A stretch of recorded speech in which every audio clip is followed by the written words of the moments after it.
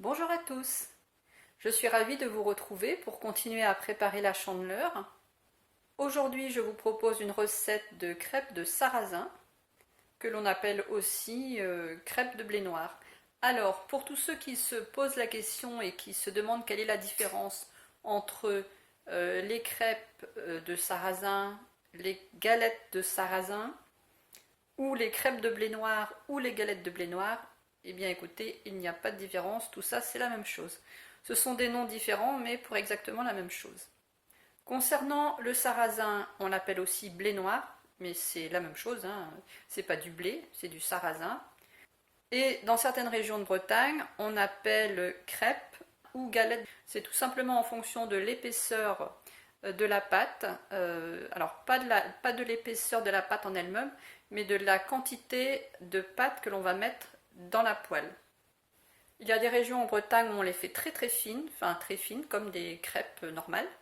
Et il y a d'autres coins de la Bretagne où on en met plus, on met plus de pâte, ce qui donne en fait une crêpe plus épaisse. Et à ce moment-là, on l'appelle galette. Mais grosso modo, tout ça c'est exactement la même chose. Donc voilà, on donne le nom qu'on veut, crêpe de sarrasin, galette de sarrasin, crêpe de blé noir ou galette de blé noir. Alors, je vous donne la liste des ingrédients, vous allez voir c'est extrêmement simple. La recette de base elle est comme ça, c'est pas moi qui l'ai inventée. Ça se fait comme ça depuis voilà, 400 ans, peut-être un peu plus. Donc on va prendre un demi-litre d'eau. Dans cette recette on ne met absolument pas de lait. Et on met 250 g de farine de sarrasin et une pincée de sel. Voilà, c'est tout. Et ensuite, pour huiler la poêle, enfin, actuellement on utilise beaucoup l'huile d'olive. Dans le passé, on utilisait du saindoux, parce que c'est ce qu'ils avaient dans les fermes. Le saindoux, c'est de la graisse de porc. L'avantage par rapport à toutes les crêpes qui sont faites avec du blé, c'est que le sarrasin ne contient pas de gluten. Il n'y a pas de produits laitiers et il n'y a pas d'œufs. Donc pour toutes les personnes qui sont intolérantes ou allergiques à ces produits, elles peuvent quand même en consommer. Pour réaliser cette recette, vous utilisez soit un grand saladier et un fouet à main, soit comme moi un blender. Alors pourquoi j'utilise un blender? Tout simplement parce que j'ai l'habitude d'utiliser mon blender pour beaucoup de préparations, d'autant plus que je trouve que pour les crêpes c'est le meilleur moyen de ne pas faire de grumeaux. Donc voilà, c'est pour ça que j'utilise le blender, mais ce n'est pas indispensable, et si vous n'en avez pas, ce n'est pas grave, vous prenez tout simplement un saladier.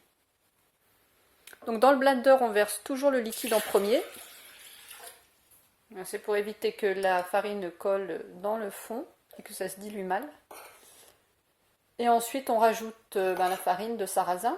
Donc si vous le faites dans un grand saladier, bien vous mettez, en général, on met la farine d'abord et l'eau après. Et puis on rajoute un petit peu de sel. Les Bretons consomment pas mal de sel. C'est comme le beurre avec du sel dedans, c'est pareil, parce que en Bretagne, bien évidemment, ils avaient beaucoup de sel, contrairement aux autres régions. Voilà pourquoi il y a toujours du sel dans toutes les préparations, sauf quand on veut l'éviter. Moi je sais que maintenant je sale presque plus, mais avant je salais énormément tous les plats.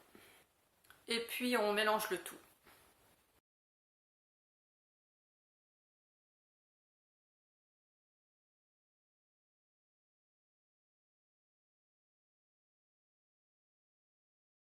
C'est vraiment très rapide. Si jamais vous avez de la farine qui colle aux parois, bien vous venez donner un petit coup avec une cuillère et puis vous redonnez un coup de blender. Voilà, maintenant on va venir laisser reposer la pâte pendant au moins 1 heure. Bon, si vous avez 2 heures, 3 heures devant vous, après ça dépend ce qu'on a à faire, c'est pas un problème, ça peut très bien rester reposé pendant 2-3 heures. Là, comme il fait pas très très chaud, on est au mois de janvier, puis là j'ai pas le chauffage dans la cuisine, donc je vais la laisser sur le plan de travail. Je vais simplement mettre une assiette dessus, tout simplement pour éviter les poussières ou éventuellement des moucherons. S'il fait vraiment très chaud ou que ça reste plusieurs heures, vous pouvez la mettre dans le réfrigérateur. Et puis ensuite, on va faire les crêpes. Donc je vous retrouve dans 1 heure. Voilà, notre heure est passée, donc on va pouvoir faire les crêpes maintenant. Généralement, ça épaissit un petit peu. Si on trouve que ça a trop épaissi, on peut rajouter un petit peu d'eau.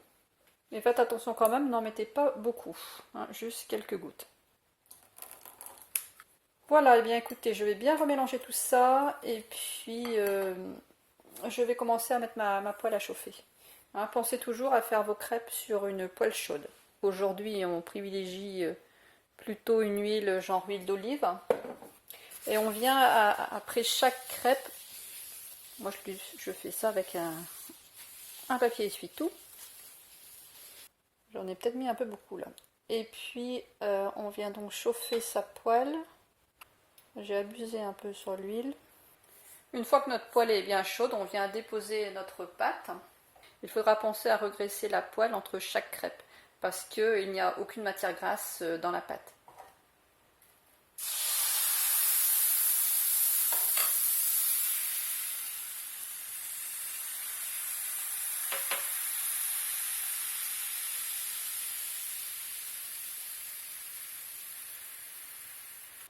Alors pour ceux qui n'ont jamais fait de crêpes au sarrasin, vous retrouverez la farine dans le rayon, dans votre supermarché, au rayon des farines tout simplement. Les crêpes de sarrasin se consomment en général en version salée, très rarement en version sucrée. Et elles peuvent se consommer soit avec une garniture, donc vous mettez ce que vous voulez dedans, soit même nature. D'ailleurs, en général, avant la Deuxième Guerre mondiale, ils les consommaient nature, ça remplaçait souvent le pain, et même souvent ils en mangeaient tous les jours, ça faisait le repas pour les paysans et les ouvriers. Donc une fois qu'on voit qu'elle se détache, eh bien, on la retourne. Voilà, on voit que ça n'a pas du tout la même couleur que les crêpes faites avec du blé. Parce que le sarrasin, c'est très foncé. On laisse cuire le deuxième côté et puis je viens les mettre sur une assiette. Et je rajoute le couvercle pour les garder moelleuses. Bien écoutez, je vais faire tout le récipient de pâte et puis je vous retrouve après. Voilà, nos crêpes de sarrasin sont terminées. Vous pourrez les accompagner avec du cidre ou du jus de pomme. Vous pouvez aussi les préparer en avance et les mettre au réfrigérateur jusqu'au lendemain. Vous pouvez aussi bien sûr les congeler et puis vous pouvez les réchauffer avec une garniture de votre choix. J'ai fait une vidéo, donc c'est la vidéo numéro 142, crêpes bretonnes, astuces pour les réussir, où vous trouverez, si vous êtes débutant surtout, toutes les astuces pour bien réussir vos crêpes. Ça marche donc comme je vous le dis, autant pour les crêpes à base de blé ou d'une autre farine d'ailleurs, que pour les crêpes de sarrasin. J'ai fait aussi une playlist crêpes. Vous y trouverez dedans des crêpes à base de quinoa, de flocons d'avoine, des crêpes aussi faites avec de la bière. Je vous mettrai donc dans l'écran de fin la playlist. Je vous remercie d'avoir regardé cette vidéo. Si cette vidéo vous a plu, pensez à vous abonner et pensez à appuyer sur la cloche aussi pour recevoir les notifications des prochaines recettes. Donc en appuyant sur la cloche et en cochant toutes. Je vous remercie par avance pour vos likes, vos commentaires, vos partages. N'hésitez pas si vous avez des questions, je pourrais peut-être y répondre. Je vous souhaite une très bonne journée et je vous dis à bientôt.